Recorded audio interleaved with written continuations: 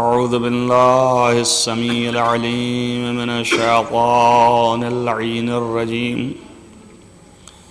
بسم الله الرحمن الرحيم وبه نستعين وهو المعين. الحمد لله رب العالمين والعاقبة للمتقين والجنة للموحدين والنار للملحدين والمنكرين. الصلاة والسلام على سيد الأنبياء والمرسلين خاتم النبيين مولانا مولى الكونين جد الحسن والحسين أبي القاسم محمد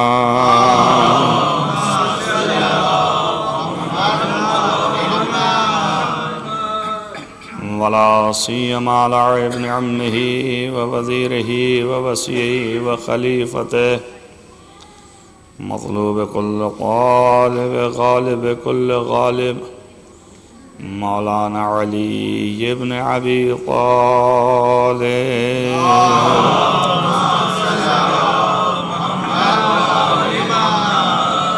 على آله الطيبين الطاهرين المعصومين المظلومين الذين أذهب الله عنهم الرجس وطهرهم تطهيرا.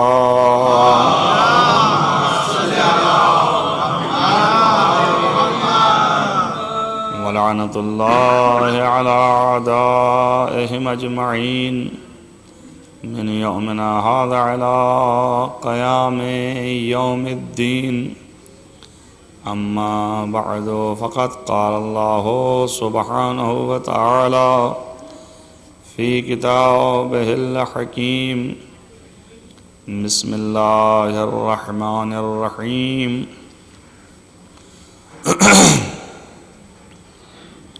أفغير دين الله يبغون وله أسلم من في السماوات والأرض طوعا وكرها وإليه يرجعون. صلوات محمد.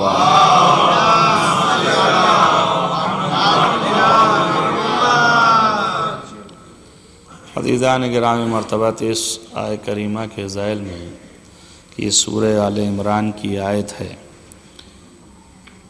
دین ہی انسانیت کے ترقی کا ذریعہ ہے.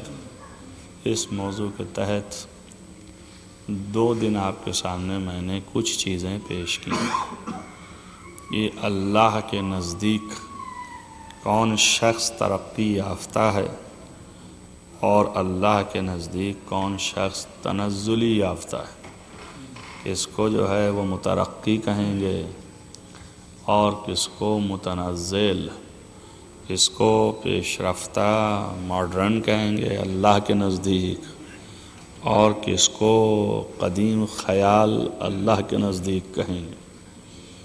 یہ گفتگو جو ہے وہ آپ کے سامنے ہے قرآنی نقطہ نظر سے، کہ جس میں اللہ نے اپنا حساب و کتاب اپنے طرز پر وہ باتیں کہ جو فطری طور پر انسان کو کرنی چاہیے تھی اس فطرت سے انسان دور ہوتا جا رہا ہے، اور اس فطرت کی طرف دور ہونے کے وجوہات و اسباب اللہ کے پاس ایسا نہیں ہے کہ پہلے سے علم نہیں تھا، جانتا تھا.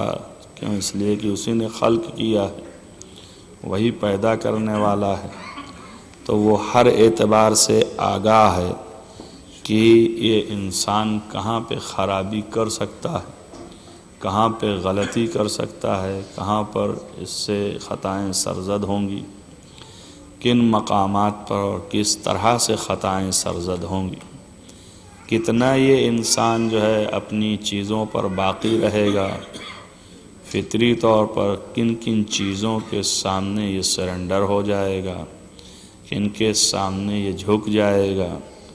ان سارے وجوہات اور اسباب پر اللہ کی نظر تھی. ان سب چیزوں کو دیکھتے ہوئے ہی اس نے انسان کو تنہا نہیں چھوڑا. اس نے یہ چاہا کہ تمام مشکلات اس کو درپیش ہوں گی، تو ان مشکلات کا سامنا کرنے کے لیے اس کو مددگار کی ضرورت ہے، لہذا اس مددگار کا نام اس نے ہادی رکھا۔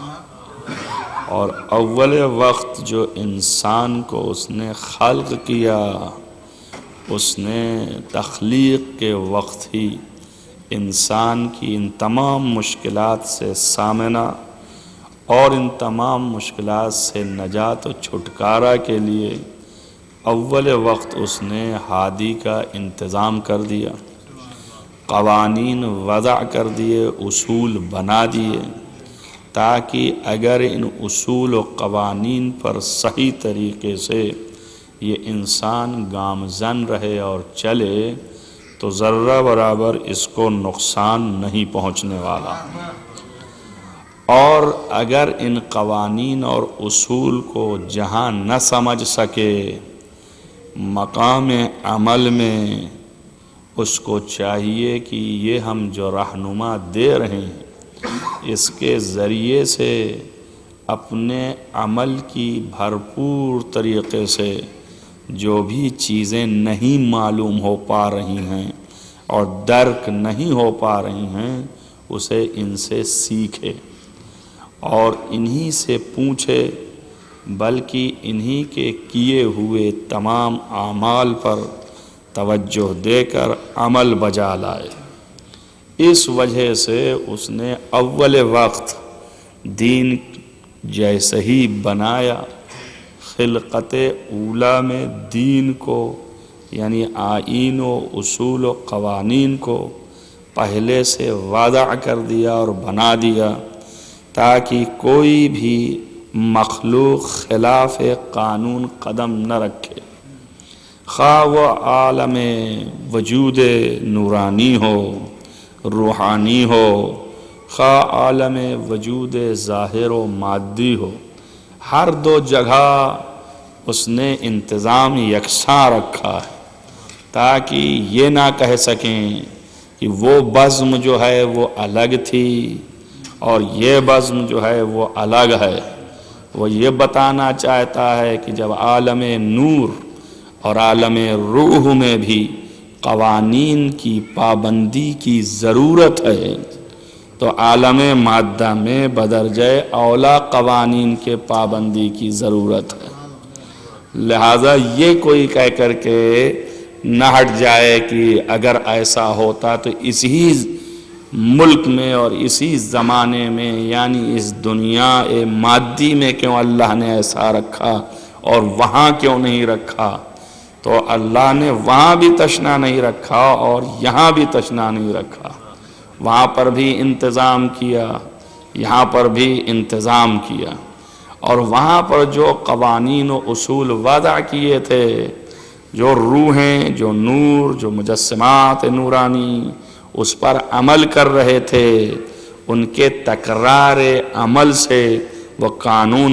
محکم و مستحکم ہوا، اور اس دنیا میں آنے والی انسانیت کے ادوار اور دور اور زمانوں کو مد نظر رکھتے ہوئے قوانین مختلف زمانے میں مختلف طریقے سے خدا نے بھیجنا شروع کیا، ابتدائی حالت میں ابتدائی طریقے سے، اور جیسے جیسے انسانی عقل اور ذہن کی ترقی ہوتی گئی ویسے ویسے اپنے وہ دستور رہ کر کے بھیجتا گیا، یعنی یہ نہیں ہے کہ ضروریات انسان کو دیکھ کر کے قانون بنایا اور بھیجا، ایسا نہیں ہے، بلکہ ضروریات انسانی سے پہلے سے واقف تھا اور اس مقام نورانی اور وجود روحانی میں یہ قوانین وضع کیا ہوا تھا، بنایا ہوا تھا، اور وقت کے لحاظ سے مصلحت کو دیکھ کر کے حالات کے اعتبار سے ذہنیت اور عقل کے تقاضے پر اس نے اپنے قانون کو دھیرے دھیرے بھیجا۔ بس یہ نہیں ہے کہ پہلے معلوم نہیں تھا، بعد میں جب دیکھا کہ انسان کی یہ ضرورت ہے تو قانون بنایا، ایسا نہیں ہے۔ یہ چیز جو ہے جب ہم اور آپ انسانی فطرت یا وہ شخص کہ جو جاہل ہو، جسے علم نہ ہو، حالات سے واقفیت نہ ہو، اور جس کے لیے یہ قوانین ڈھال رہے ہیں ان کی نشو و نما سے واقفیت نہ ہو، تو رہ کے جب تجربہ حاصل ہوتا ہے تو اس تجربے کے تحت پھر قانون میں تغیر و تبدل پیدا کرتے ہیں۔ مگر چونکہ خدا جو ہے وہ خود خالق ہے اس انسان کا، خود بنانے والا ہے، خود ڈھالنے والا ہے، اس کی فطرت کو اس نے اس کا سانچہ بنایا ہے، تو ہر اعتبار سے وہ جانتا ہے کہ کہاں پر اس کی کیا ضرورت ہوگی، کون سی چیز اگر نہ رہے گی تو یہ انسان کے اندر ارتقاء پذیری میں کمی آ جائے گی۔ ان سب چیزوں کو مد نظر رکھتے ہوئے اس نے پہلے سے ہی قانون بھی ڈال لیا۔ جس قانون کو اس نے بنایا اسی قانون کا نام ہے دین اللہ، اللہ کا دین۔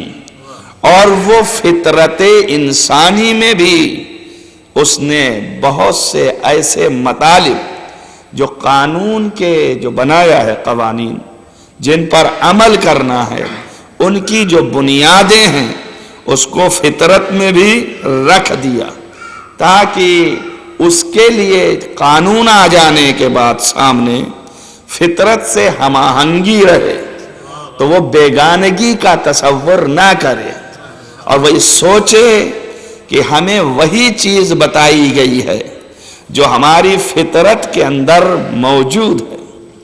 اب یہ بات اور ہے کہ وہ جب سامنے آتی ہے بات تو انسان کی فطرت میں گرچہ ہے مگر مادے کی پرت پڑ جانے کی وجہ سے یہ نسیان کی بیماری میں مبتلا ہے، تو وہ چیزیں یاد نہیں رہتی ہیں۔ جب عقل کی طرف رجوع کی جاتی ہیں تو وہ چیزیں پلٹ کے آتی ہیں۔ اگر خود عقل ادھر متوجہ ہو جائے تو خود بخود انسان کے سمجھ میں آ جاتا ہے، اور اگر عقل متوجہ نہیں ہوئی، اس میں بھی یہ ہے کہ بسا اوقات کچھ مطالب ایسے ہیں کہ عقل متوجہ ہو جاتی ہے تو جو خابیدہ فطرت ہے اس سے اس کو ملا لیتی ہے، تو ملانے کی وجہ سے فوراً ایکسپٹ کر لیتی ہے، قبول کر لیتی ہے۔ لیکن ہر وقت یہ چیز نہیں ہونے والا ہے، اللہ جانتا ہے کیوں؟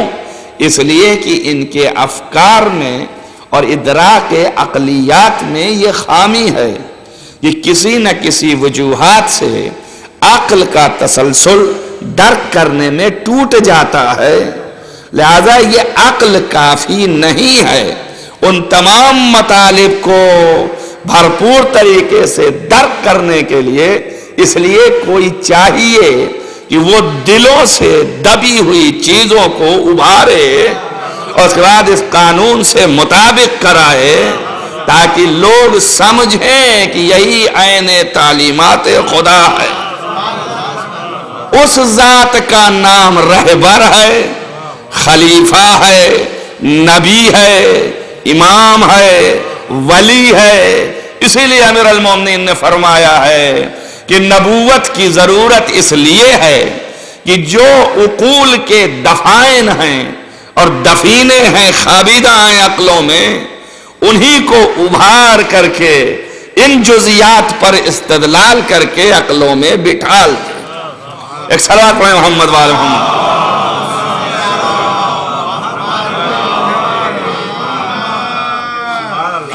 جب آپ یہاں تک پہنچ گئے تو آپ کو یہ آسانی ہوگی سمجھنے میں کہ یہ جو دفائن عقول ہیں، یہ جو دفن ہے ہماری فطرت عقلائیہ میں اور فطرت عقلانی میں، یہ چیزیں جو خابیدہ ہیں، سامنے نہیں ہیں، یہاں تک کہ ہماری عقلیں کبھی کبھی پہنچ جاتی ہیں اور کبھی نہیں پہنچتی ہیں۔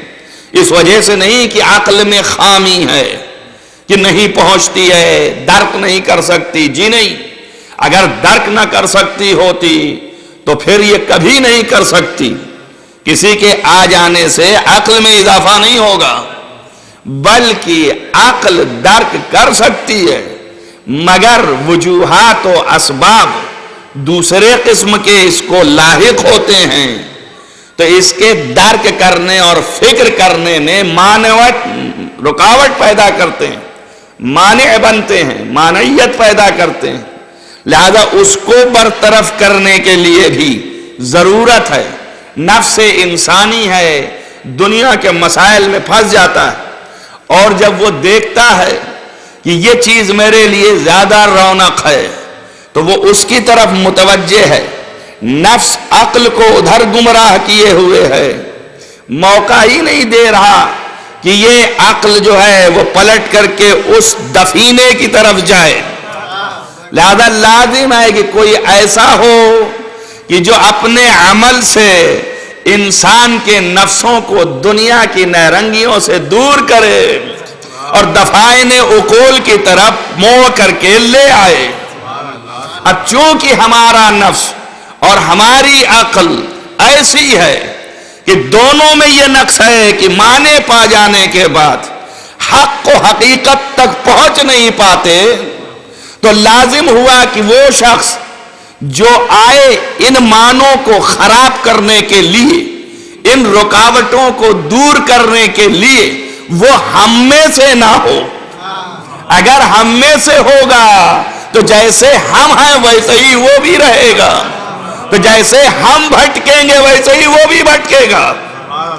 ایسا ہونا چاہیے کہ نہ اس کا نفس ہمارے نفس جیسا ہو اور نہ اس کی عقل ہمارے عقل جیسی ہو، تاکہ وہ بھٹکے نہیں، افکار میں اس کے خطا نہ ہو، اور اس کا نفس دنیا سے اتنا متصل نہ ہو۔ تو جب ایسا نفس ہو کہ ہمارے نفس سے اعلیٰ نفس ہو، ہماری عقل سے بالا عقل ہو، تبھی وہ صحیح فکر کی طرف جائے گا اور دنیا کی نیرنگیوں سے دور ہوگا، تبھی وہ دوسروں کو ہٹا سکتا ہے۔ اب ظاہر ہے کہ انسان جو پیدا کیا ہے اس نے تو ایسے ہی پیدا کیا ہے، انسان کے اندر خواہشات ہے، انسان کے اندر نفس ایسے ہی ہے، نفسانیت ایسے ہی ہے، عقل ایسے ہی ہے، درک ایسے ہی ہے۔ یہ تو صرف خصوصیت اسی کی ایسی ہے کہ جہاں اس کے نفس میں نہیں ہے کہ وہ اس طرح کی خواہشات رکھتا ہو، اس کی عقل ایسی نہیں ہے، اس کی عقل ماورائے نقص اور ماورائے کمی ہے، یعنی اس کے اندر کوئی کمی نہیں، کوئی نقص نہیں، عین حقیقت ہے اور عین کمال ہے۔ باقی انسان ایسا ہے تو ظاہر ہے کہ کہاں وہ اور کہاں یہ۔ تو اب بیچ کا کوئی ایسا ہو کہ جس کے اندر ظاہری صورت ہماری ہو، تاکہ اگر ہم سے نہ ہوگا وہ تو ہم مانوس نہیں ہوں گے، چونکہ مانوسیت کا بھی ہونا ضروری ہے۔ تو ایسا کوئی ہو کہ جس کے اندر نفسانیت خدائی ہو اور عقول خداوندی کے دفائن ہو اور ظاہر میں شکل بشری ہو، تاکہ وہ جب دکھائی دے تو بشر مانوس ہو۔ بس ایسی ذات چاہیے، جو ایسی ذات ہوگی وہ اس بشریت کو بچا کے اسی تعلیم کی طرف لے جائے گی۔ اسی مطلب کے لیے دونوں جگہ قرآن نے کہا قَدْ جَاءَكُمْ نُورٌ مِّنَ اللَّهِ وَكِتَابٌ مُّبِينٌ۔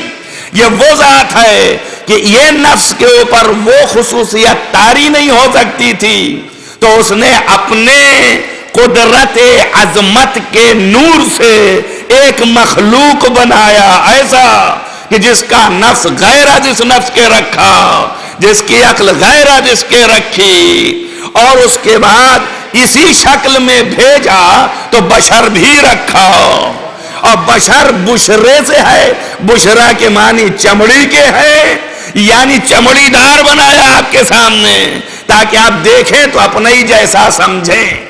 اسی لیے کہا انما انا بشرم مثلک، ہم تمہارے جیسے بشر ہیں لیکن ہم نور ہیں، تو نور کے پیکر کو بشریت کے کھول میں رکھ کر کے یہاں بھیج دیا۔ صلوات پڑھیں محمد والا۔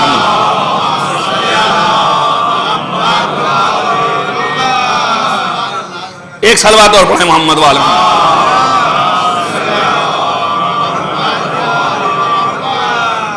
اب یہ دین جو ہے اللہ کا دین ہے، اور اس دین پر اس بشریت کو چلنا ہے، اور اسی دین پر اسے رہنا ہے۔ قرآن مجید نے جو آپ کو تعلیم دی ہے وہ یہ ہے کہ اللہ کے دین کے علاوہ کوئی دین نہیں ہے، لہذا ہم سب کو اسی کے دین پر گامزن رہنا چاہیے۔ اور وہ کہتا ہے اللہ کے دین کے علاوہ کوئی دین اگر آپ چاہتے ہیں تو ناممکن ہے کہ آپ کی مشکلات کو وہ حل کر سکے، آپ کی زحمات کو، تمام تر جو آپ زحمتیں کرتے ہیں اس دنیا میں، اس کا کوئی صحیح حل پیش کر سکے اور آخر میں نجات آپ کو دلا سکے۔ صرف اللہ کا دین یہ کر سکتا ہے، اور اس کے علاوہ کوئی دین چاہو گے تو تم بھٹکتے رہو گے، گمراہی میں رہو گے۔ پس اتنی تقریر و تمہید کے بعد آپ کے ذہن نشین ہو گیا ہوگا کہ دین الہی بھیجنے کا مقصد کیا تھا۔ اس دین پر گامزن رہنا، اور یہی دین مطابق فطرت ہے۔ اس کی دلیل میں اس نے کہا کہ وَلَهُ أَسْلَمَ مَنْ فِي السَّمَاوَاتِ وَالْأَرْضِ، یہ لوگ جو ہیں کبھی بھی انبیاء، ان سے پہلے جو انبیاء گزرے ہیں، روز تقرار کر رہا ہوں کہ اس سے پہلے والی آیت جو ہے اس سے مربوط ہے، جو انبیاء گزرے ہیں وہ انبیاء جن سے عہد لیا اللہ نے، اور وہ عہد لینے کے بعد، اور عہد میں یہ کہا تھا تم ایمان لے آنا، تم نصرت کرنا، اور اس پر تم گواہ ہو جاؤ، اور ہم بھی گواہ ہیں، لیکن جو اس سے پھر گیا وہ فاسق ہوگا۔ اس کے بعد کہ کل میں نے یہاں تک لا کے چھوڑا کہ اللہ یہ بتانا چاہ رہا ہے کہ دیکھو یہ معصوم ہیں انبیاء، لیکن عصمت کے معنی جبر نہیں ہے، اختیار ہے، یہ مختار بھی ہیں، یہاں تک لے آیا تھا۔ اور اس کے بعد اگر یہ اپنے اختیار سے پلٹ جائیں عہد کرنے کے بعد اس دین پر چلنے کا، اور اس کے بعد پلٹ جائیں تو پھر یہ فاسق ہوں گے، لیکن یہ پلٹ نہیں سکتے ہیں۔ کیوں پلٹ نہیں سکتے ہیں؟ اس لیے پلٹ نہیں سکتے ہیں کہ اللہ کے دین کے علاوہ کوئی دین یہ چاہ ہی نہیں سکتے ہیں۔ اس کی وجہ یہ ہے کہ یہ تو دیکھ رہے ہیں اپنی عقلوں سے کہ ساری کائنات کی فطرت اسی اللہ کے سامنے جھکی ہوئی ہے، سب جھکے ہوئے ہیں، خواہ اپنے اختیار سے ہوں خواہ بغیر اختیار ہوں۔ تو چونکہ یہ ان کو علم ہے، اور عصمت کے معنی یہ ہیں کہ برائیوں سے محفوظ ہیں علم کی وجہ سے، تو تقاضائے علم یہ ہے کہ یہ غیر دین خدا کسی اور دین کو نہیں چاہیں گے۔ یہ آپ کی آیت نے بتایا۔ بس یہ ثابت ہوا کہ دین خدا اصل دین خدا ہے، اس کے علاوہ کوئی دین اختیار ہوا تو خواہ انبیاء ہی میں سے کیوں نہ ہوں، اگر پلٹے تو فاسق ہو گئے، یعنی مومن نہ رہیں گے، وہ فاسق ہو جائیں گے، ہماری نظر میں ان کی کوئی قدر و قیمت نہیں ہوگی، ولو کہ ہم نے بنا کے بھیجا ہے۔ آپ کو بتا دیا دونوں کا فرق بھی، ہمارا اور ان کا۔ اس فرق کے باوجود یہ بھی بتا رہا ہے کہ ان کی عقلیں اتنی وسیع ہیں کہ یہ دیکھ رہی ہیں عقلیں ان کی کہ یہ فطرت کے مطابق ہے اسی کا دین اختیار کرنا، لہذا وہ علم مانے ہوگا پھرنے سے۔ تو اتنی باتیں مستفاد ہو گئیں کہ جو عقلیں اس بات کا ادراک کر رہی ہیں کہ یہ دین فطرت کے مطابق ہے، وہ کبھی عقل اس دین کے خلاف نہیں جا سکتی۔ کوئی عقل ایسی کہ جو اس چیز کو درک کر لے، سمجھ لے، جان جائے کہ یہ دین مطابق فطرت ہے، تو وہ اس کے خلاف نہیں ہو سکتی اور نہیں جا سکتی ہے۔ اب اس کے بعد اللہ نے کہا اسی کے تقاضے کے تحت کہ یہ تمام انبیاء جو ہیں یہ سارے کے سارے اس پر باقی ہیں اور تمہارے اوپر ان سے عہد لیا تھا، اب تم بھی ایمان لے آؤ اور اس کا اظہار بھی کرو ان کے درمیان۔ تو ختمی مرتبت پیغمبر محمد مصطفیٰ صلی اللہ علیہ وسلم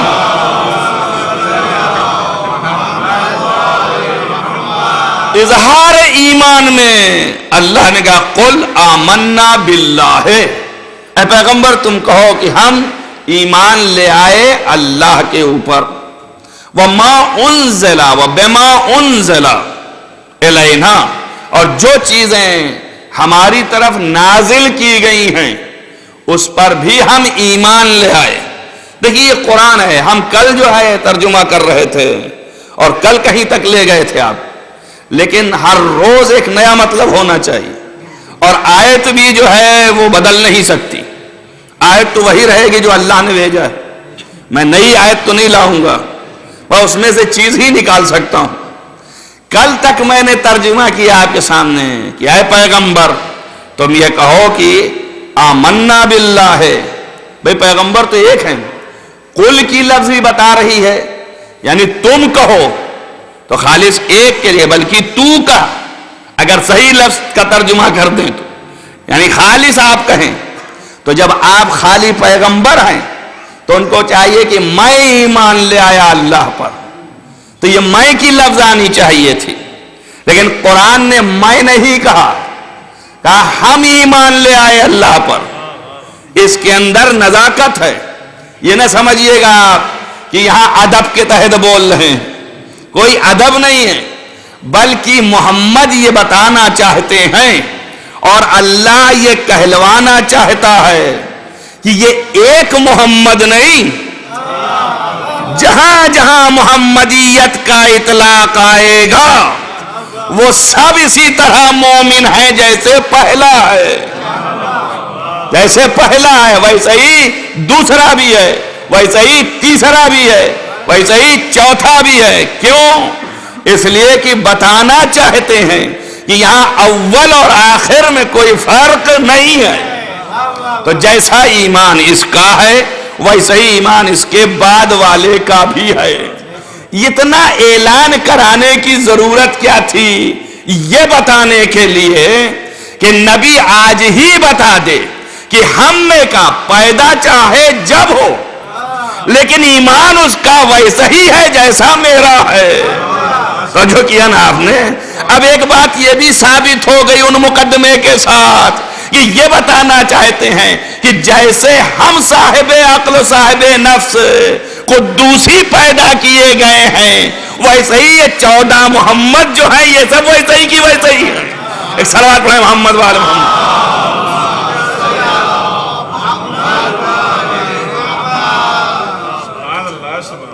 اور اس پر ایمان ہے جو ہم پر نازل ہوا ہے۔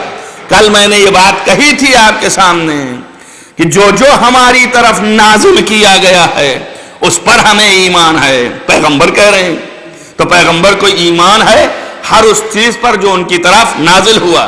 تو خالص نزول کے معنی آپ قرآن ہی سمجھ رہے ہیں، خالص قرآن ہی تھوڑی نازل ہوا۔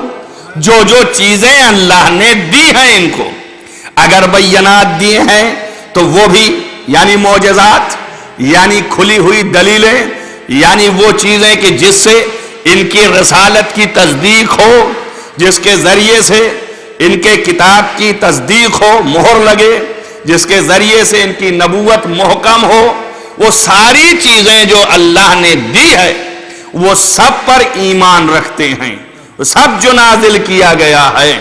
ہم نے یہاں تک رکھا تھا آپ کو کہ دیکھیے نزول میں سے یہ بھی نازل ہوا کہ بلغ پہنچائیے، تو اب نبی اس پر بھی ایمان رکھتے ہیں۔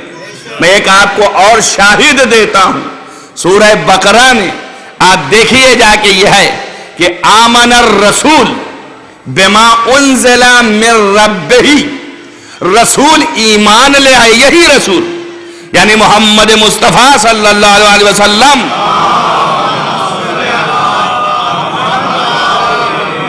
ایمان لے آئے آمن الرسول، یہ رسول ایمان لے آیا، ما انزل من ربہ، جو نازل ہوا اس کے رب کی طرف سے۔ اب دیکھیں میں لفظ سے لفظ ملائے دیتا ہوں، پہلے تھا ما انزل الینا، جو ہماری طرف نازل ہوا وہ سب پر ایمان لے آئے، لیکن وہ شاید شک و شبہات میں ہو جائے۔ اب یہاں پر جو ہے خاص ہو گیا کہ جو اس کے رب کے ساتھ، کہ اس کے رب سے جو نازل ہوا رب کی طرف سے اس پر ایمان لے آیا، آمن الرسول ایمان لے آیا۔ آپ دیکھیے لفظوں کو لفظوں سے ملائیے، وہاں کیا ہے کہ بلغ ما انزل الیک من ربک، جو تمہارے رب کی طرف سے نازل کیا گیا ہے اس کو پہنچاؤ۔ تو جو رب کی طرف سے نازل ہوا ہے اس پر یہ ایمان بھی رکھتا ہے، تو پہنچانے سے پہلے خود ہی ولایت علی پر ایمان رکھ رہا ہے نا۔ یہاں تک ہونے کے بعد ایک بات اور آگے کی ہے، بھئی دیکھیے یہ مومن ہوئے اور خالص ولایت علی نہیں، ساری چیزوں کے مومن ہوئے۔ کل ہم نے یہاں تک لا کے رکھا تھا کہ کسی تصدیق کو کرنے کے لیے جب تک کہ دل میں انسان کے نہ بیٹھے اس وقت تک تصدیق نہیں ہوگی۔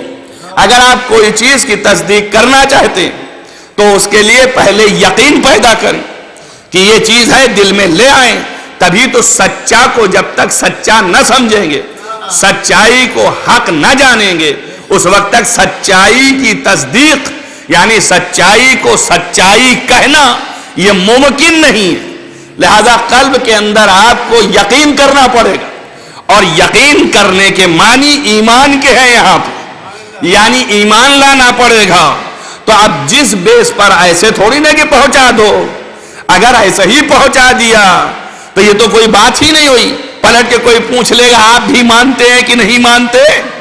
تو اب اس پر تو یقین ہونا چاہیے کہ میں جس کا مولا ہوں، تب اس پر بھی یقین ہونا چاہیے کہ میں سب کا مولا ہوں، اور جب میں سب کا مولا ہوں یقین اس پر ہوا، تب پھر اس پر بھی یقین ہو کہ اب یہ بھی سب کا مولا ہے، تب یہ ایمان ہو گیا رسول کا۔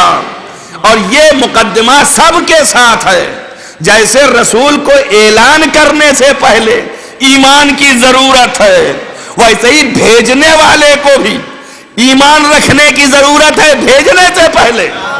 اب آپ سوچئے بڑا مشکل مرحلہ ہے، ہر آدمی اس کو جلدی سے نیچے نہیں لے جا سکتا۔ اللہ کو بھی یقین کرنا چاہیے اور اس کو بھی ایمان رکھنا چاہیے کہ یہ جو چیز ہم بھیج رہے ہیں یہ کس قابل ہے، یہ ہے اس قابل جس چیز کے لیے بھیج رہے ہیں یا نہیں ہے۔ تو اس طرح اللہ بھی مومن ہوگا، اور اس کے نام میں سے ایک نام ہے مومن، تو اب لازم آیا کہ اللہ بھی ایمان رکھے۔ توجہ کریں آپ، تو جیسے رسول ایمان لائے ان کی ولایت پر، ویسے ہی اللہ بھی ایمان رکھتا ہے ان کی ولایت پر۔ تو معلوم یہ ہوا کہ ولایت علی ایسی چیز ہے کہ جس میں رسالت بھی مومن بن رہا ہے، الوہیت بھی مومن بن رہی ہے، تو اگر انسانیت بن جائے تو یہ عین دین خدا ہے۔ صلوات پڑھیں محمد و آل محمد۔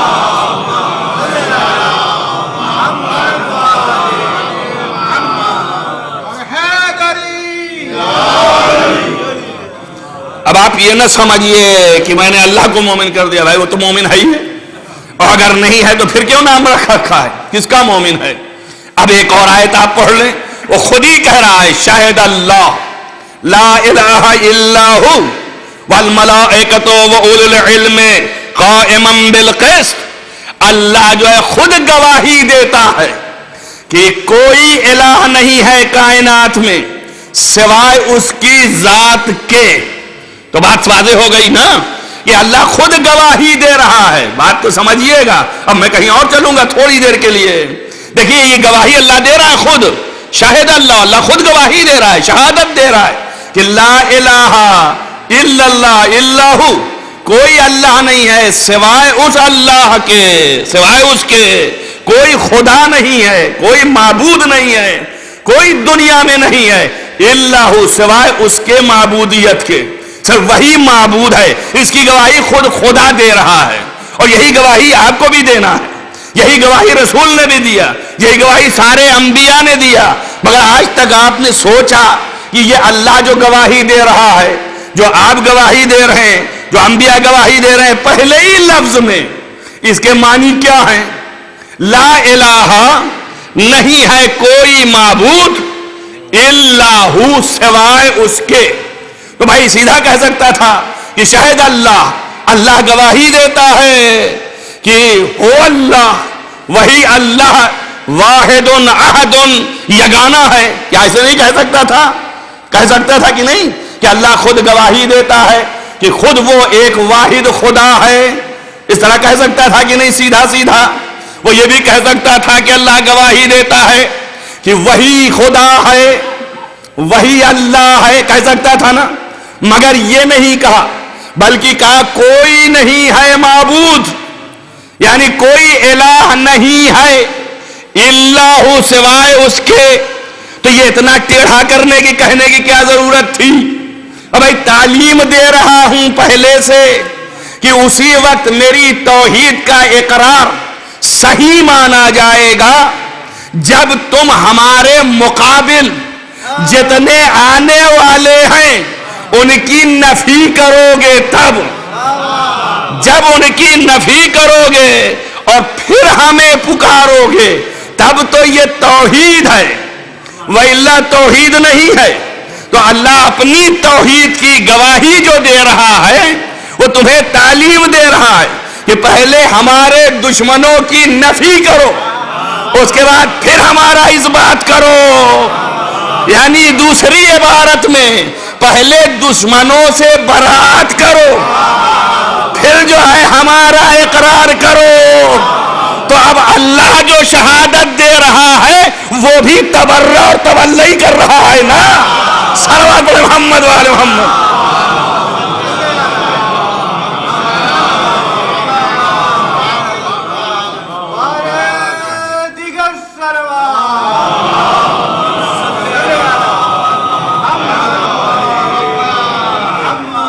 بس یہ بھی عین فطرت ہے، یہ بھی دین ہوا نا، اسی لیے تولا و تبرع جزء دین ہے۔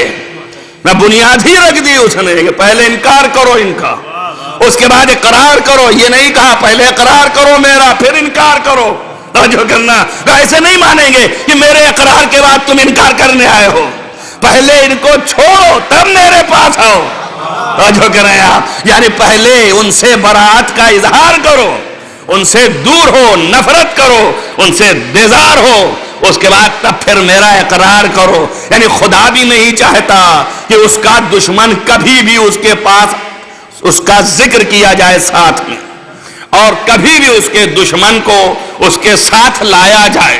بس فوراً کہا اس کو دور رکھو، پہلے کہو تم کہ یہ نہیں ہے۔ اب اللہ گواہی دے رہا ہے تو گواہی میں وہ بھی تو یہی کہہ رہا ہے نا، یعنی خود بھی اظہار کر رہا ہے کہ ہم بھی برات کر رہے ہیں اور تم بھی برات کرو۔ تو گویا فطرت دین میں تبرع رکھا اس نے، فطرت دین میں تولا رکھا اس نے۔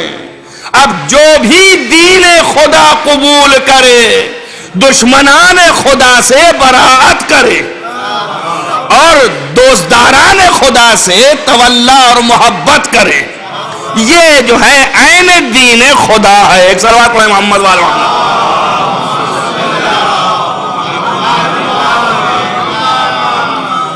اور پھر اس کے بعد یہ کہا کہ اس دین کے علاوہ اگر کوئی اور دین قبول کیا تم نے تو گھاٹا اٹھاؤ گے، آخرت میں ہم تمہیں پوچھنے والے نہیں ہیں۔ بس معلوم یہ ہوا کہ فطرت والا دین جو ہے یہی دین ہے۔ اب اس کے بعد چیلنج کرتا ہے کہ بتاؤ کون ہے یہ ذہن میں رہے آپ کے، سب تبرع بھی تولا بھی، یہ تانے بانے کھینچے گئے کہ ذہن میں رہے آپ کے۔ اس کے بعد جو اگلی بات کہی جا رہی ہے، یعنی دشمنان خدا سے برات اور خود خدا سے محبت، اس کی ذات کا اثبات اور اس کی ذات کی قبولیت، دشمنان خدا سے دوری اور اللہ کی ذات سے قرب۔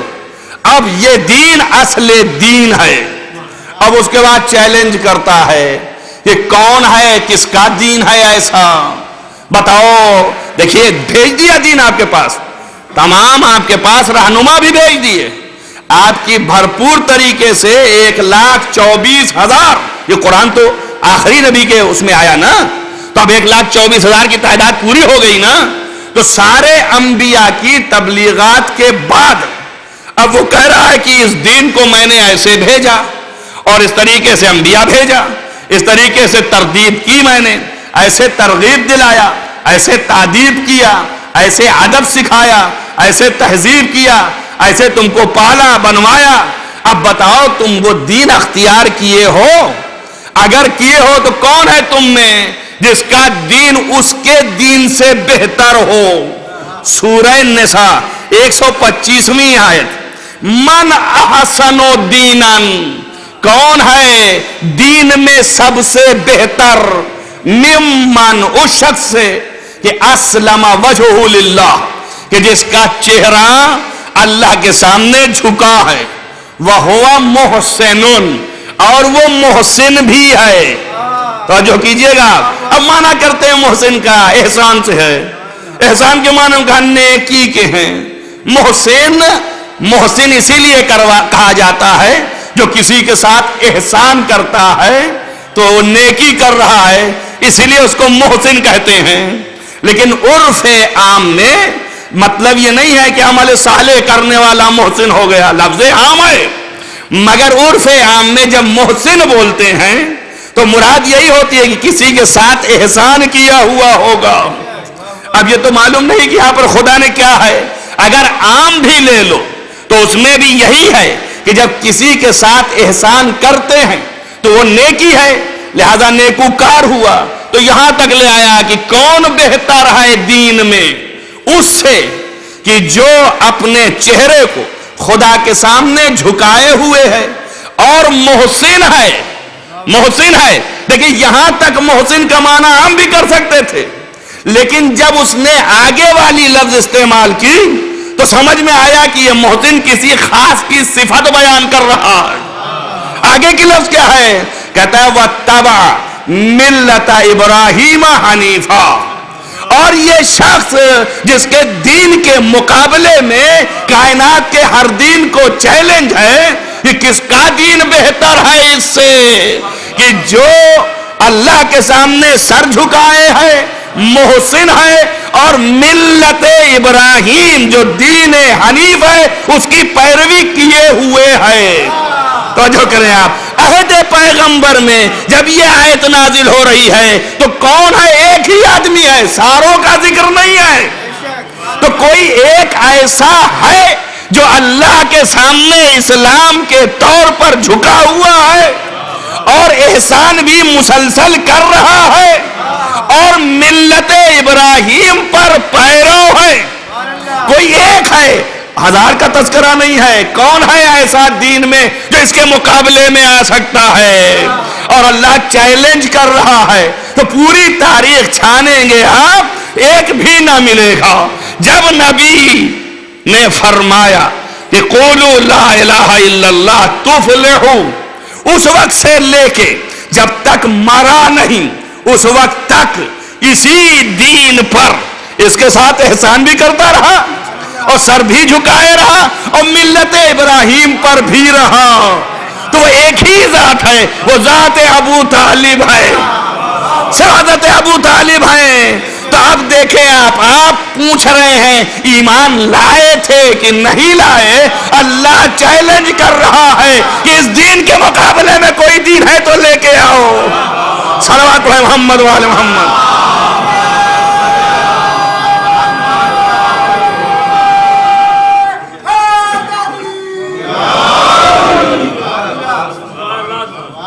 اس دین کے مقابلے میں کوئی دین ہے اگر تمہارے پاس تو لے کے آؤ۔ ایسا انسان ہے کوئی؟ اب یہاں پر خصوصیتیں دیکھیے آپ، وَاتَّخَذَ اللَّهُ إِبْرَاهِيمَ خَلِيلًا، یہ کہنے کی ضرورت تھی، ساتھ ساتھ یہی بتا رہا ہے کہ ابراہیم کا دین کوئی غیر دین نہیں ہے، یہ وہی ابراہیم ہے کہ جن کو میں نے اپنا دوست بنایا ہوا، انہی کے دین کو میں معتبر سمجھتا ہوں، لہذا اس دین کے مقابلے میں کوئی اور دین ہے تو لے آؤ۔ ابھی کیا کہا ہے کہ غیر خدا، خدا کے دین کے علاوہ کوئی دین قبول نہیں ہو سکتا ہے، اور یہ بھی بتایا اس کے علاوہ کوئی دین چاہیں گے بھی نہیں یہ لوگ، سب جھکے ہوئے ہیں۔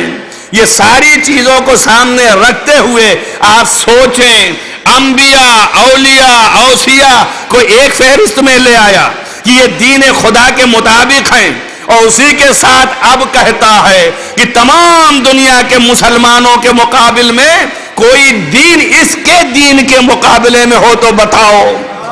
تو یہ دین سب سے اعلیٰ دین ہے، یہ ملت ابراہیم پر بھی ہے، محسن بھی ہے، اور اسلام بھی قبول کیے ہوئے ہے۔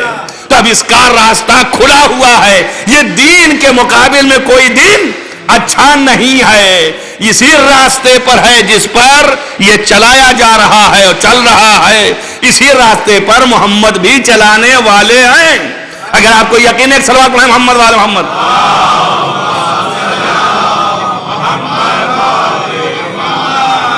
ملت ابراہیم جو ہے، اگر آپ کے دماغ میں یہ آ رہا ہو کہ میرے رسول اللہ صلی اللہ علیہ وسلم جو ہیں جب اپنا دین کا اعلان کر رہے ہیں تو پھر اس وقت وہ دین ان کو چاہیے کہ آ کر کہیں لا الہ الا اللہ محمد رسول اللہ، مثلا جو عام سوال چل رہا ہے، تو اس کے آپ حوالہ کیا دے رہے ہیں کہ متبع پیروکاری، تو قرآن ہی کہہ رہا ہے، میں تو نہیں کہہ رہا ہوں، قرآن خود کہہ رہا ہے کہ اس دین کے مقابل میں پہلے بتا چکا کہ میرا دین یہ ہے، رسول اللہ آئے ہیں اسی دین کی تبلیغ کے لیے۔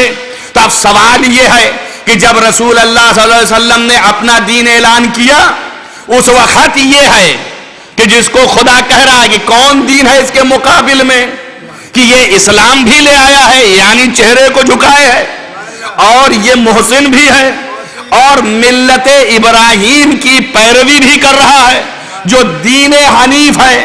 تو اب یہ مسلمان ہے کہ نہیں؟ اب اسے کلمہ پڑھنے کی ضرورت نہیں ہے نا، تو اس لیے کہ یہ دین معتبر ہے۔ آپ کہیں بھائی وہ والا چاہیے تھا، تو یہ کیسے فیصلہ ہو کہ یہ بھی صحیح ہے کہ نہیں؟ در کی قرآن ہے، فیصلہ ہو گیا، ضرورت نہیں ہے۔ لیکن مزید اطمینان کے لیے اگر اللہ رسول سے بھی یہ کہے کہ اسی دین پر چلو، توجہ کریں آپ، تو اب تو یقین ہو جائے گا کہ اب کلمہ ان کو پڑھنے کی ضرورت نہیں تھی۔ جو اس دین پر نہیں تھے ان کو کلمہ پڑھنے کی ضرورت تھی، تو اب تو ثابت ہوگا۔ اب آپ قرآن پڑھیے، اللہ کہتا ہے آقم وجہک للدین حنیفا، اے پیغمبر اپنے چہرے کو بھی تم جھکا لو اسی طرف جو دین حنیف ہے۔ سمجھو کریں آپ، تو اب اس کے معنی یہ ہو گئے کہ جس دین حنیف پر ابو طالب عمل کرتے چلے آئے، اسی دین حنیف کی طرف سر جھکانے کو خدا رسول سے بھی کہہ رہا ہے۔ توجہ کر رہے ہیں آپ؟ اب بتائیے اس دین کی کیا عظمت ہے، اس لیے فرمایا کہ کون ہے اس دین کے مقابل میں۔ اب یہ دین کے مقابلے میں کوئی دین نہیں ہے، رسول سے بھی کہہ دیا کہ اپنے چہرے کو اسی کے سامنے جھکاؤ، اقم وجہک للدین حنیفا واتبع ملت ابراہیم حنیفا، یہ پیروی کیے ہوئے، پیروی تو پہلے سے کیے تھے، اب رسول کو کہنے کی ضرورت نہیں تھی، لیکن شاید اسی وجہ سے کہلایا ہوگا تاکہ لوگوں کے دلوں سے شک نکل جائے کہ یہ رسول بھی وہی دین کو فالو کر رہا ہے، تو جو اس کی فکر ہے وہی رسول کی فکر ہے۔ اب کیوں یہ رسول کی فکر ہے؟ شاید اس لیے ہوگی کہ اسی نے 40 سال تک پالا تھا، تو اپنے افکار ڈال دیے ہوں گے، لہذا اب اس دین کے مقابل میں کوئی دین نہیں ہے۔ اب اگر اس سے خارج ہوا تو پھر وہ اللہ کے دین سے خارج ہو گیا، اور جو خارج ہوا وہ کافر ہو گیا۔ توجہ کر رہے ہیں آپ؟ تو یہ دین ابو طالب ہے کہ جس پر رہنا عین اسلام ہے، اور دین ابو طالب سے خارج ہونا عین کفر ہے۔ صلوات پڑھیں محمد وآل محمد۔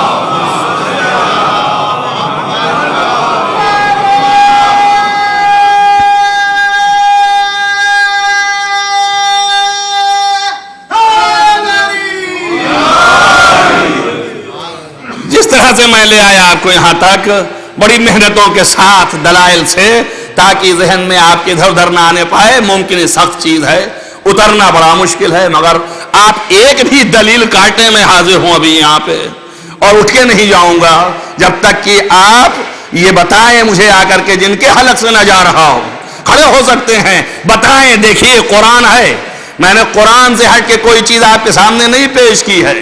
اب یہاں تک بات پہنچ گئی نا کہ حضرت ابو طالب کا دین یہ ہے کہ سر جھکائے ہیں، محسن ہیں، متبع پیرو دین ابراہیم ہیں، ملت ابراہیم حنیف، اور اسی طرف رسول کو بھی حکم ہوا کہ اقم وجہک للدین حنیفا، آپ بھی اپنے چہروں کو ادھر ہی جھکا دیجئے، اسلم وجہہ یہ بھی جھکائے ہے، وہاں اقم وجہک آپ بھی جھکا دیجئے، یعنی اسی مسلک پر چلیے جس مسلک پر چچا چل رہا ہے، اور جو کر رہے ہیں آپ اسی مسلک پر چلا رہا ہے نا خدا۔ تو اب اگر اس سے ہٹ کر کے کوئی چلا تو پھر وہ دیندار نہیں ہے، اللہ کے دین سے خارج ہے، وہ ہوا کافر۔ اب کافر کی اللہ تو ہدایت کر ہی نہیں سکتا نا، اللہ کیوں ہدایت کرے؟ اس نے بار بار کہا ہے میں کافروں کی ہدایت نہیں کرتا ہوں، اور بلکہ سوال کیا اسی کے بعد کی آیت میں کہ کیف یہد اللہ قوما کفروا بعد ایمانہم، کیسے اللہ اس قوم کی ہدایت کرے جو یہ کافر ہو گئی ہے، اس کے بعد کی ایمان لے آئی ہے۔ اب یہ جو دین ابو طالب کا تھا، اسی دین کو رسول اللہ نے اپنایا اور اسی دین کو بڑھایا، اسی دین کے ذریعے سے عیسائیوں سے، یہودیوں سے مناظرہ ہوا۔ جب عیسائیوں نے کہا کہ یہودی کچھ نہیں ہیں، ہم اصلی ہیں جنت جانے والے، یہودیوں نے کہا کہ عیسائی کچھ نہیں ہیں، ہم ہیں اصلی جنت جانے والے، تو پھر اللہ نے کہا کہ اے محمد ان سے کہو نہ یہودی نہ عیسائی بلکہ دین ابراہیم، ما کانا ابراہیم یہودیوں ولا نصرانیاں، یہودی نہ تھا نہ نصرانی تھا ابراہیم، فقط ملت ابراہیم، یعنی میرا دین ملت ابراہیم ہے۔ توجہ کیا آپ نے؟ تو بس ملت ابراہیم جو ہے وہی جنت لے جانے والا ہے، تو پس وہاں پر بھی وہ مقابلہ کیا اسی دین کے ذریعے سے، اور یہ دین فطری دین ہے جو اول دن سے چلا آ رہا ہے، یہی دین حضرت ابراہیم کے زمانے میں، پھر یہی دین جو ہے رفتہ رفتہ جب بگڑنے لگا، آپ تاریخ عرب کو مطالعہ کریں تو پتہ چلے گا کہ مختلف قسم کے گروہ میں ایک گروہ چھوٹا سا ایسا تھا جو دین ابراہیم پر چل رہا تھا، اس میں کے ایک ابو طالب ہیں، وہ چھوٹے سے گروہ میں کے کہ جس دین پر یہ چل رہے تھے اور پیرو تھے۔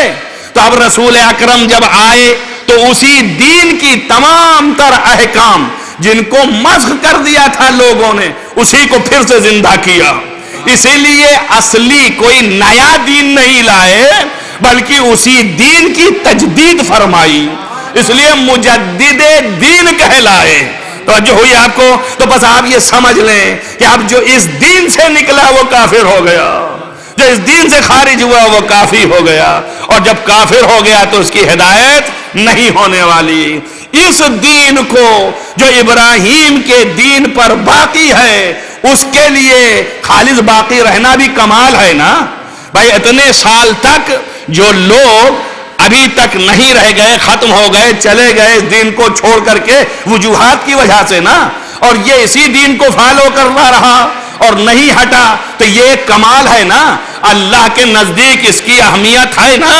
تو اس اہمیت کے تحت اللہ نے کہا کہ انا اولا، دیکھو یاد رکھو، اول الناس، انا اول الناس، اور دیکھو یاد رکھو سب سے زیادہ لوگوں میں اولویت رکھنے والا اللہ کے نزدیک وہ شخص ہے ابراہیم کی نسبت سے، من اتبع، جس نے اتباع کیا ہے دین حنیف کی، وہ ھذا النبی، اور یہ نبی ہے، یعنی یہ رسول اللہ جو ہیں یہ بھی اولا ہیں، اور وہ بھی اولا ہے جس نے تابعیت کی ہے دین ابراہیم کی۔ یہ سورہ ابراہیم میں جا کے دیکھیے آپ، انا اولا الناس بے ابراہیم، اولا الناس لوگوں میں اولا وہ ہے جو ابراہیم کی نسبت سے، ابراہیم کے سبب سے، جو ابراہیم کے دین کی پیروی کر رہا ہے۔ یہ دوسری فضیلت بیان کر رہا ہوں، پہلی تو یہ تھی کہ اللہ نے چیلنج کیا کہ اس کے دین کے مقابل میں کوئی دین نہیں، اب دوسری بات یہ کہہ رہا ہے کہ اس سے زیادہ اولا کوئی نہیں۔ توجہ کر رہے ہیں آپ؟ جو پیروی دین ابراہیم کر رہا ہے یہ اول الناس ہے، اور یہ نبی بھی اول الناس ہے، والذین آمنوا معہ، اور جو اس نبی کے ساتھ چند لوگ ایمان لے آئے ہیں وہ بھی اولی الناس ہیں۔ تو آپ نے دیکھا پہلی فضیلت یہ تھی کہ ابراہیم کے دین پر پیروی کرنے سے اللہ نے ابو طالب کا دین اپنا دین قرار دے دیا۔ دوسری فضیلت یہ تھی کہ کہا چونکہ اس پر باقی رہے تو یہ اولی الناس ہیں۔ اولا کے معنی تو جانتے ہیں نا آپ، رسول اللہ نے غدیر میں فرمایا تھا کہ قرآن کی آیت پڑھی تھی کہ النبی اولا بالمومنین، نبی جو ہے وہ اولا ہے مومنین سے۔ کس بات میں اولا ہے؟ اس بات میں من انفسہم، کہ ان کے نفسوں پر یہ تصرف زیادہ رکھتا ہے۔ تو اولا کے معنی کیا ہوئے؟ حق کے تصرف زیادہ رکھنے والا۔ تو اب یہاں ابو طالب کو اولا بتایا، اور جو کر رہے ہیں آپ، کتنی بڑی فضیلت ہے۔ اب اتنے سادہ کہاں سے رہ جائے، نبی نے وہاں بھی اپنے کو اولا بتایا، الستُ اولیٰ بکم، کیا میں تم پر اولا نہیں ہوں؟ تو یہاں پر دو کی بات آئی تھی نا کہ یہ ہے جو متبع دین ابراہیم ہے یہ اولا ہے، اور یہ نبی اولا ہے۔ تو اب غدیر میں دو اولویت ہو گئی۔ اب تیسری یہ ہے کہ والذین آمنوا معہ، جو اس کے ساتھ ایمان لے آئے۔ توجہ رکھیں، تو اب کسی اور کی اگر شناخت ہو جائے اولویت کی تو وہی یہ ایماندار مومن ہے۔ تو غدیر میں رسول نے جب اٹھا کے کہا الستُ اولیٰ بکم، کہ میں تم پہ اولا ہوں کہ نہیں، تو اس کے بعد کہا من کنتُ مولا فہذا علی مولا۔ تو جیسے ہی یہ کہہ دیا معلوم ہو گیا کہ وہ مومن یہ ہے۔ اب یہ اپنا اپنا مقدر ہے کہ باپ اولا تھا تو بیٹا مولا ہو گیا۔ صلوات محمد وعلی محمد۔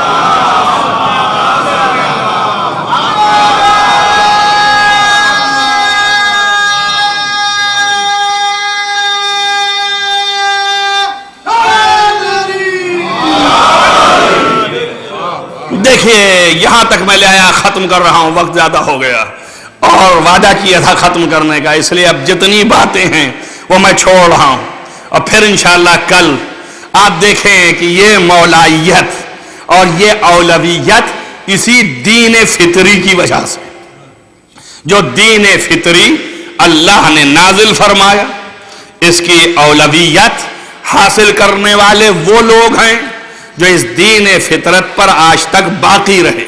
کل میں نے 7ویں امام سے حدیث بھی سنائی آپ کو کہ حضرت ابو طالب علیہ السلام یہ حجت خدا میں سے تھے، اور یہ حجت خدا تھے اور امین وصایت انبیاء تھے، انبیاء کی وصایت کے امین تھے جو رسول کو دیا انہوں نے۔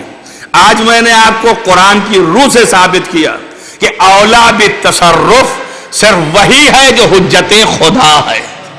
یہ آپ کو میں نے قرآن سے آپ کو میں نے لازم اور واجب جانا کہ اس تک پہنچائیں کہ یہ نہ سمجھیں آپ کہ یہ ایسے ہی ہوا میں بات ہو رہی ہے۔ تو یہ حجت اور اولویت، یہ دونوں چیزیں اس بات پر دلالت کرتی ہیں کہ جو حجت ہے پہلے سے اس کو لمحہ بلمحہ ایمان لانے کی ضرورت نہیں، وہ ہر وقت مومن ہے۔ جو اولا ہے وہ ہر وقت مومن، اولویت پایا ہی ہے اللہ کی طرف سے۔ اور میں نے آپ سے کیا کہا کہ یہ دین خدا ہے جو اللہ کی نظر میں انسانیت کو بلند اور مترقی رکھتا ہے۔ تو یہاں پر دیکھیں آپ، عام جس کو آپ سمجھ رہے تھے حضرت ابو طالب، ان کی عظمت و بلندی یہ ہے کہ اللہ نے انہیں اولا قرار دیا ہے، اللہ نے انہیں حجت قرار دیا ہے۔ کس بنیاد پر؟ اس دین کی بھرپور اطاعت کی بنیاد پر۔ بس یہ دین خدا ہے جو اس منزلت تک لے جانے والا ہے۔ جو اولا ہے لوگوں میں، حق کے تصرف زیادہ رکھتا ہے، اس کی عظمت اس قدر ہے، تبھی تو اولا بنایا گیا ہے۔ وَإِلَّا اولا بتصرف تو رسول اللہ بھی ہیں، اگر عظمت نہ ہو تو اولا بتصرف کے کیا معنی ہے؟ یا انبیاء جو ہیں نبی اولا من بالمؤمنین من انفسہم، نبی جو ہے وہ اولا ہے۔ تو یعنی خصوصیت حجت یہ ہے کہ وہ تمام دنیا کے لوگوں میں اولا ہو، اور جب اولا ہوگا تو تصرف کرنے میں سب کے نفسوں پر اعلیٰ ہے۔ ذرا خاندانی ابوہت ہے، اس دین پر پیرو ہونے کی کہ یہ مولائیت سلسلے سے آ رہی اور مولا ہونا بیگانہ نہیں ہے. خالص آپ ایک ہی شخص کو نہ سمجھیے. قرآن وہاں پر بھی کہہ رہا ہے جب دو بیویاں نبی کی آپس میں جھگڑا کرنے لگیں اور پیغمبر نے ایک بیوی کو اپنی کچھ بات راز کی بتائی اور منع کیا کہ اسے نہ بتانا، اور اس نے دوسری بیوی سے بتا دیا جو کہ دونوں ام المومنین تھیں، اور آپس میں جب دونوں نے اپنی گفت و شنود کر لی تو اللہ نے کہا انہوں نے راز فاش کیا اور یہ ان کو نہیں کرنا چاہیے تھا، مگر یہ اس لیے کیا کہ سغت قلوبکما، اس لیے کہ ان دونوں کے دل جو ہیں وہ ٹیڑھے ہو گئے تھے. تو اب جب دل ٹیڑھے ہوئے تو فرمایا اگر یہ دونوں توبہ کر لیں تب تو ٹھیک ہے، اور اگر توبہ نہیں کرتے تو ان اللہ هو المولا والجبریل وصالح المومنین. تو اللہ جو ہے وہ بھی مولا ہے، مگر کب؟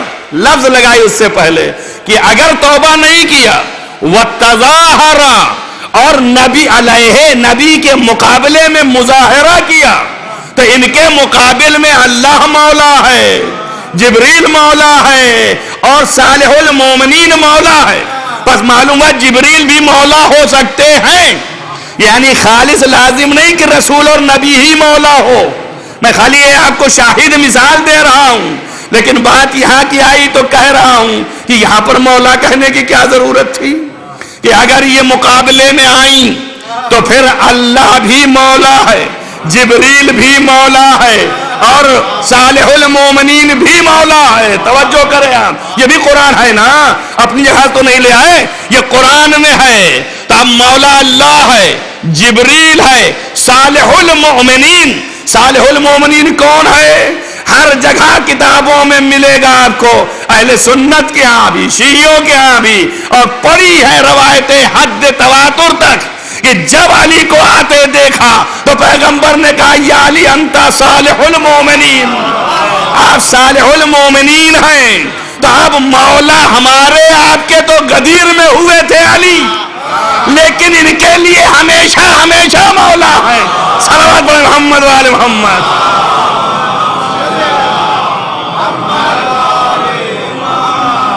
ابھی غدیر سے پہلے، یعنی غدیر کے بعد تو آپ کے ہوئے مولا، غدیر سے پہلے آپ کو نہیں پتا تھا، تو غدیر میں جب مولا کہا تو آپ کے ہوئے، لیکن اس سے پہلے ان کا مولا اللہ نے بنا دیا تھا. اب کوئی بندہ اپنے مولوی سے ٹکرانے لگے اور مقابلے میں آ جائے تو اسے اپنی مولائیت کا پاور تو استعمال کرنا پڑے گا کہ نہیں؟ وہ استعمال کرنا ہوگا کہ نہیں کرنا ہوگا؟ لیکن ان تظاہرہ، یعنی قرآن نے یہ بھی بتا دیا کہ پیغمبر کے مقابلے میں یہ مظاہرہ کر سکتی ہیں. توجہ کریں آپ، یعنی ان میں یہ قوت ہے، یہ صلاحیت و استعداد ہے کہ نبوت کی مخالفت میں آ سکتی ہیں، سامنے مظاہرہ کر سکتی ہیں. اب یہی بات تو پیغمبر نے فرمایا تھا کہ یا علی آپ ہم سے ہیں اور ہم آپ سے ہیں. تو جب پیغمبر نے کہہ دیا آپ ہم سے ہیں ہم آپ سے ہیں، تو اس کا مطلب یہ ہے کہ جو علی پر مظاہرہ کرے وہ نبی پر مظاہرہ کر رہا ہے. صلوات پڑھیں محمد و آل محمد.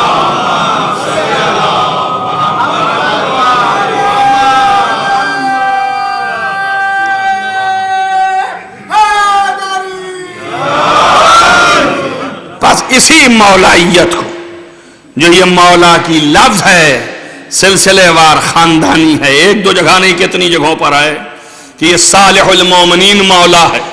غدیر میں پیغمبر نے اٹھا کے بتایا مولا ہے، اور وہاں جد کو بتایا اول الناس، یہ اولا ہے، یعنی یہ بھی مولا ہے.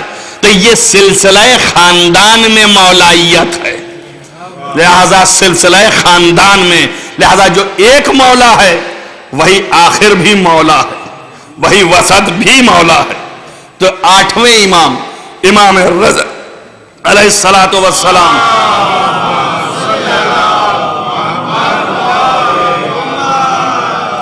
جن کی مولائیت بہت عروج عام پر ہے، اور آپ کو بنی عباس نے اس وقت چاہا کہ اگر یہ ہمارے قبضے میں آئیں تو ہم کچھ کر سکتے، یعنی شیعوں کو بھی اپنے قبضے میں کر سکتے ہیں اور تمام عالم اسلام کو بھی قبضے میں کر سکتے ہیں، جبکہ شیعوں تھوڑے سے شیعہ کے لوگ تھے، زیادہ تو نہیں تھے، تو خطرہ کیا تھا، چھوڑ دیتے، کیا ضرورت تھی پیچھے پڑنے کی، ایک مشت لوگ ہیں، پورا عالم اسلام مامون کے ساتھ ہے، تو کوئی پریشانی نہیں۔ لیکن سب سے بڑا خطرہ اس کے ذہن میں جو تھا وہ امام رضا علیہ السلام کی امامت تھی۔ جیسے صالح المؤمنین اولی الناس، وہاں سے لے کے ابو طالب کی اولاد ہے یہ آپ نہ سمجھیے، بہت سے پوچھتے ہیں مجھ سے کہ یہ بنی عباس کو کیا ہو گیا تھا، ارے یہ تو بنی ہاشم تھے، مگر بنی ہاشم تھے لیکن بنی عباس تھے نا، بنی ابو طالب تو نہیں تھے، تو اب ظاہر ہے بنی عباس ہیں تو بنی ابو طالب سے تو دشمنی کریں گے، تو چلا رہا ہے ان کا، لہذا انہوں نے دشمنی کی۔ دو بھائی، چار بھائی تھے عباس کے بیٹے، ان میں دو بھائی، ایک عبداللہ ابن عباس، ایک عبیداللہ ابن عباس۔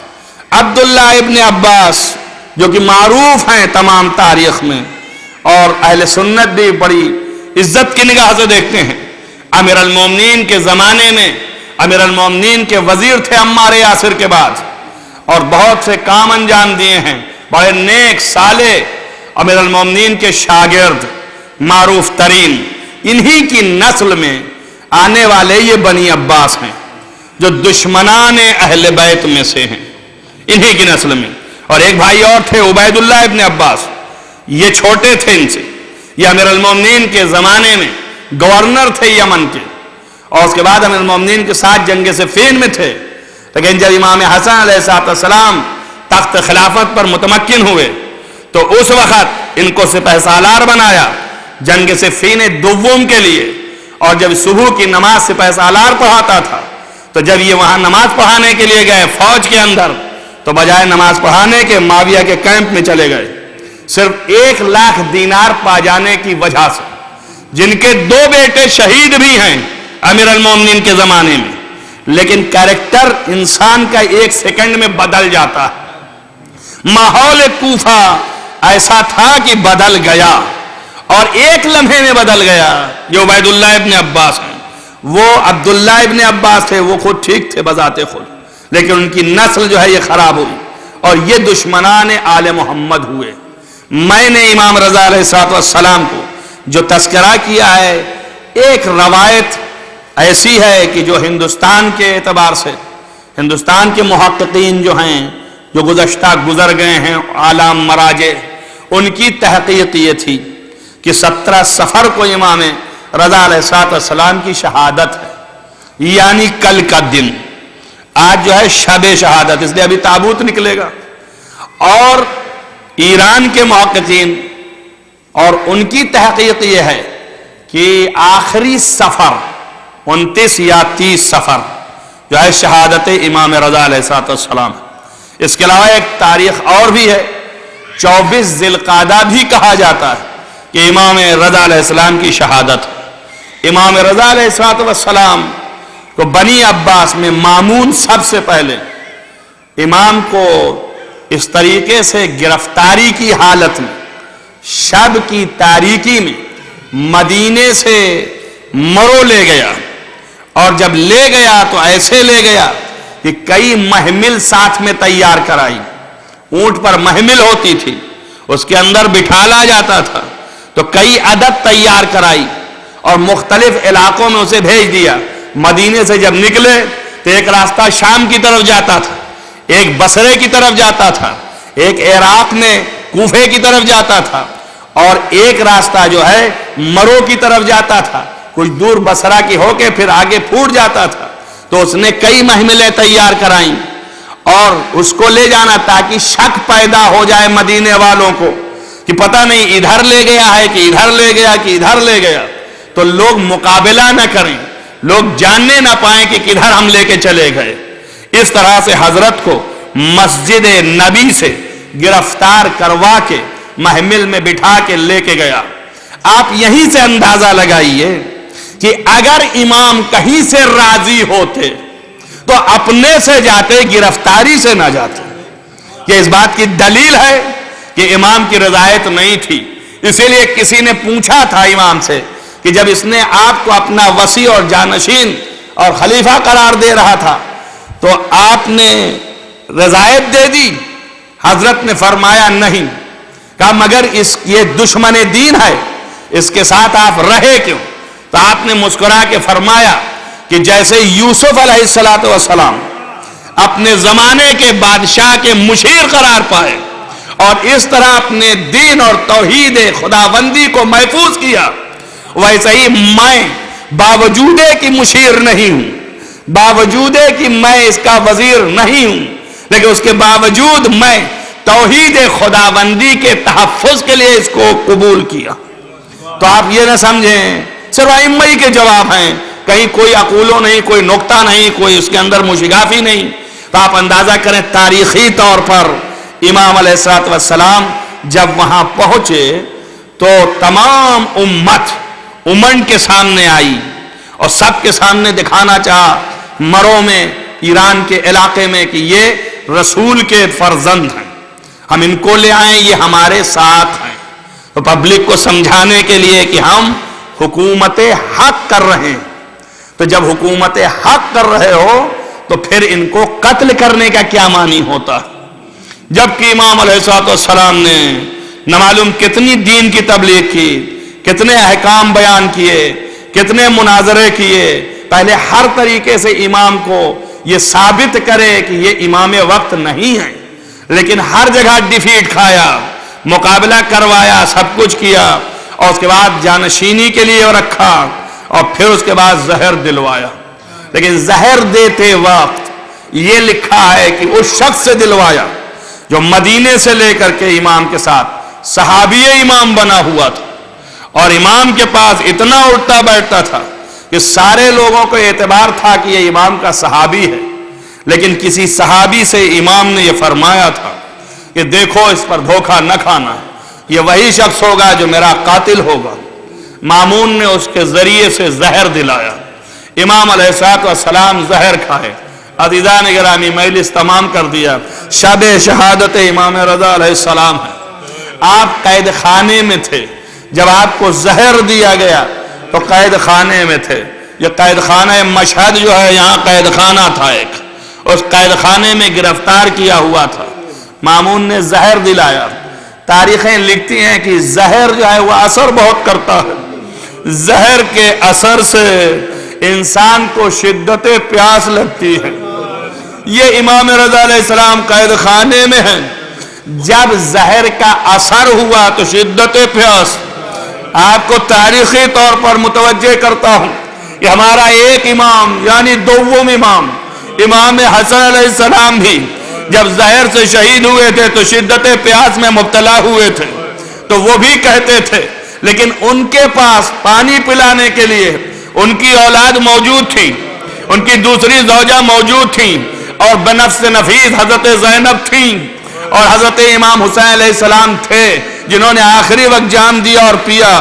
لیکن امام رضا علیہ السلام تنہا تھے، قید خانے میں کوئی نہیں تھا. آپ پیاس سے جابلب تھے، پکار رہے تھے، پیاس مارے ڈال رہی ہے. میرا دل چاہتا ہے کہوں مولا، جب آپ کے اوپر پیاس کا غلبہ تھا تو آپ کو اپنا جد یاد آیا ہوگا کہ جو کربلا میں پیاسا ذبح کیا جا رہا تھا تو دیکھ رہا تھا کہ کوئی ایک جرعہ پانی دے دے. جزاکم ربکم خیر الجزا. عزیزو، لکھا یہ ہے کہ امام روتے رہے، مگر روتے روتے راوی یہ بیان کرتا ہے کہ واللہ میں خادم تھا، میں باہر تھا، اندر جانے کی اجازت نہیں تھی. میں نے دور سے دیکھا کہ ایک مرتبہ دروازہ قید خانے کا کھلا، خود سے زنجیر ٹوٹی چونکہ مکفل تھے آپ، اور خود سے ٹوٹی، اور ایک بچے کو دیکھا کہ نورانی داخل ہوا اور بیٹھ گیا. باپ کو آغوش میں لے لیا اور باپ بیٹے گفتگو کرنے لگے. بعد میں پتا چلا کہ یہ امام جواد علیہ السلام ہیں، اور امام رضا علیہ السلام بات کرتے رہے، اور بات کرتے کرتے امامت کے رموز بتاتے بتاتے ایک مرتبہ دنیا سے آپ کی روح پرواز کر گئی. یہ اس نے بیان کیا ہے۔ اب میں اپنے امام سے پوچھتا ہوں مولا آپ کا بیٹا آخری وقت آپ تک تو پہنچ گیا اور آپ نے جو چاہا وہ کہہ دیا، لیکن ایک مظلوم تھا کہ جو آخری وقت ذبح ہو رہا تھا تو اس کا بیٹا خیمے کے اندر اس طرح سے مظلومی میں بیمار پڑا تھا کہ جب آنکھ کھلی تو پھوپھی نے کہا اٹھو بیٹا قیامت آ گئی ہے۔ تو کہا پھوپھی اماں پردہ ہٹاؤ، جب پردہ ہٹایا تو باپ کا سر نوکے نیزہ پہ دیکھا۔ جزاکم ربکم خیر الجزا۔ عزیزو تاریخیں عجیب ہیں، مولا شہید ہو گئے اور شہادت آپ کی ایسی تھی کہ اب یہ بتانا تھا سیاسی طور پر کہ اپنی موت سے مرے۔ غسل و کفن بھی ہوا، کفن بہترین دیا گیا اور غسل و کفن میں بیٹا بھی تھا، یقیناً نماز بھی پڑھا دی ہوگی، غسل و کفن بھی ہو گیا۔ لیکن جب تابوت اٹھایا گیا تو تابوت کے پیچھے سارے لوگ شریک ہوئے۔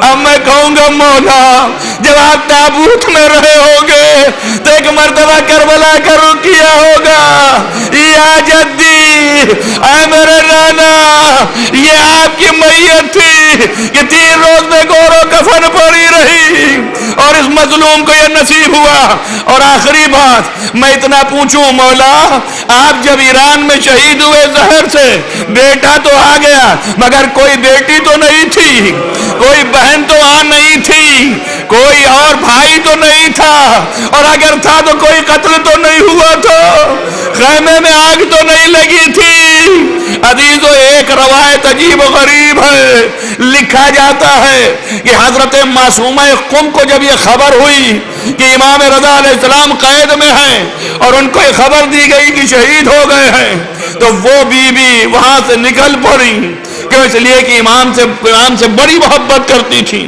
بہت روتی تھی اپنے بھائی کے لیے۔ اور یہ بھی لکھا ہے کہ جب امام رضا علیہ السلام نے اپنے محل سرا میں مدینے میں آپ امام حسین کا غم منا رہے تھے تو اس وقت آپ نے دیبل کو بلایا تھا مرثیے کے لیے، اور مرثیہ دیبل نے پڑھا تو اس طرف پردے کے پیچھے تمام بیویاں تھیں، ان میں بہن بھی تھی فاطمہ بنت موسیٰ ابن جعفر، اور آپ نے مرثیہ سنا۔ جب دیبل نے پڑھا یا فاطمہ زہرا آپ آئیے اپنے بچوں کو دیکھیے کہ آسمان کربلا پر کیسے کیسے ستارے چھٹکے ہیں، اور کہا کوئی نجف میں ہے، کوئی مدینے میں ہے، کوئی کربلا میں ہے، کوئی کاظمین میں ہے، تو امام نے فرمایا اور کوئی بڑا دور مشہد میں ہے۔ کہا مولا میں نہیں جانتا یہ کون ہے؟ کہا میں وہ غریب ہوں جس کی میت مشہد میں دفن ہوگی۔ تو پھر سے جیسے ہی یہ پڑھا تو کنیز باہر نکلی، اس نے کہا دیوی ٹھہر جا، امام کی بہن برداشت نہیں کر سکی، غش میں چلی گئی۔